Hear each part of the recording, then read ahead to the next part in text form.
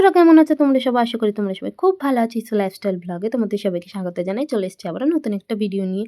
তো দেখতেই পাচ্ছ আমরা এখন বঙ্কিমনগর হল স্টেশনে রয়েছি। ওখান থেকে সোজা টোটো ধরে আমরা চলে গেছিলাম হচ্ছে তলায়, ধানতলায় চলে এসেছি আমরা। তো এইখানে এই জায়গাটা বলতে পারো একটা নার্সারি। তো দেখো এখানে কত রকমের ফুল তোমরা দেখতে পাবে। পুরো দূর দূরান্তে শুধু ফুল আর ফুল। এর এখানে বেশিরভাগই আছে চন্দ্রমল্লিকা ফুল।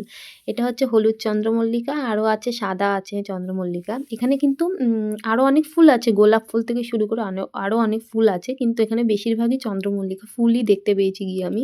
আর দেখো দাদা কি সুন্দর করে ফুলের গোছা করছে আর কি, থোকা বানাচ্ছে। আর এখানে এক একটা ফুলের চন্দ্রমল্লিকা ফুলের দাম 5 টাকা, আর পুরো এই যে থোকা বানাচ্ছে দেখলে ওই থোকাটার দাম 50 টাকা।